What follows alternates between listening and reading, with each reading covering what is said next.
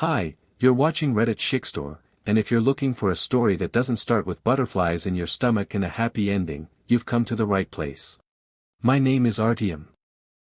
I'm 59. I never had a career.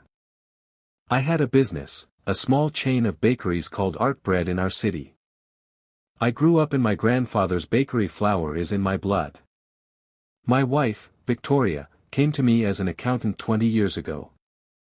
I married her because she was calm, reliable, and had kind eyes.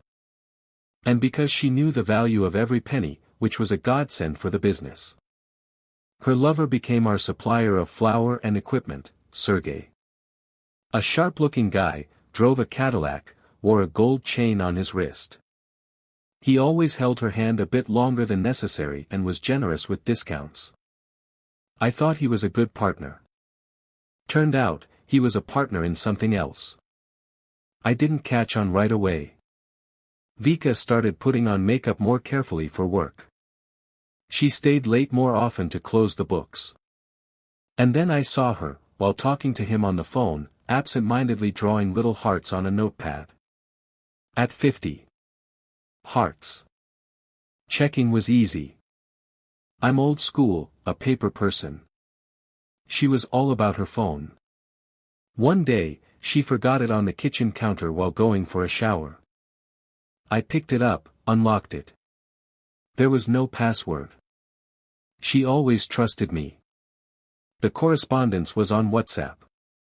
Not sleazy quotes, but something more terrifying, mundane, routine. Bring me those croissants from the French bakery, I adore them, she wrote. For you, the moon from the sky, my queen. Tomorrow at 10, as usual. Yes. He will be at the other location then. I'll be waiting. That was me. They didn't even call me by my name. I was he. Background noise. A circumstance. Like a wall or a table. The pain didn't come immediately. First, there was numbness. I looked at those lines, at my calloused palms forever marked by the baker's peel, and felt like an invisible man. A shadow in my own home. And then a thought was born. Quiet, calm, like dough on 11. I called it the final recipe. Stage 1. Flour. I knew from other suppliers that Sergey was skating on thin ice. He got goods from large mills on credit, sold them to us with a markup, but also on credit. His strength was in his charm and payment deferrals. I decided to turn those deferrals into a noose. I started placing large, unexpected orders. Special Italian flour for an experimental line, expensive equipment for a new feature. The sums were substantial. Vika, the accountant, frowned. Artyom, we don't have the funds for this. We will, I brushed it off. It's an investment. Sergey will give us good terms, he's one of us. I looked her in the eyes when I said one of us. She looked away and signed the papers. Sergey, buoyed by the big order and the wife's trust, easily agreed to long payment terms. His debt to the manufacturer grew like yeast.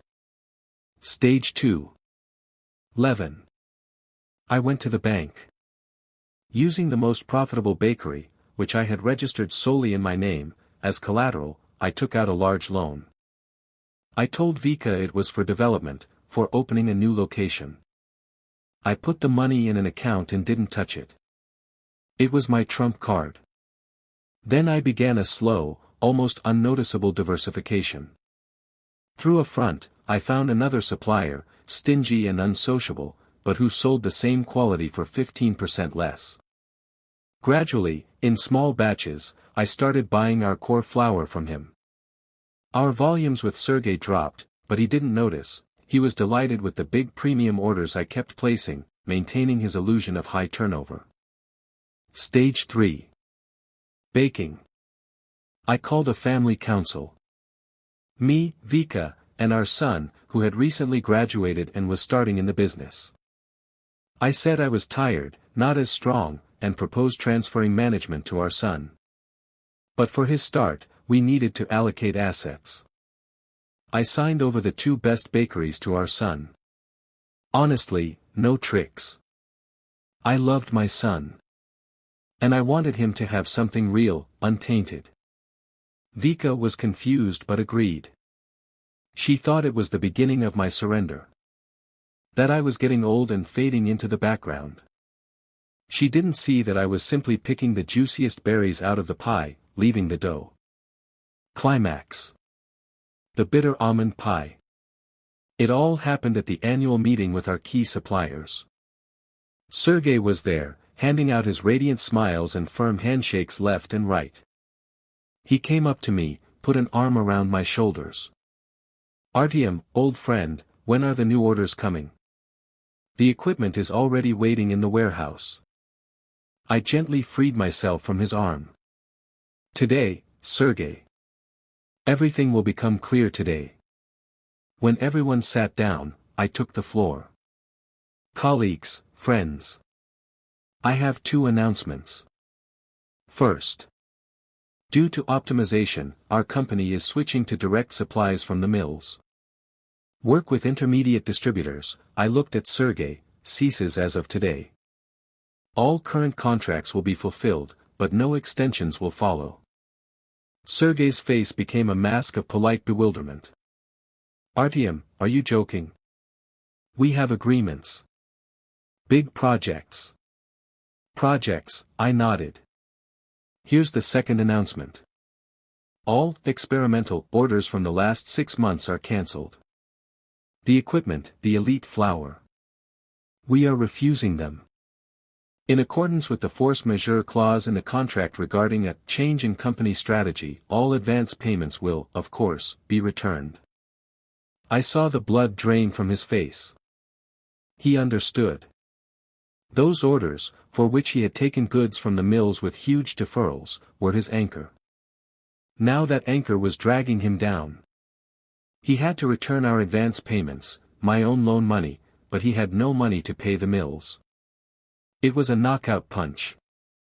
Vika burst out of him, a desperate glance in her direction.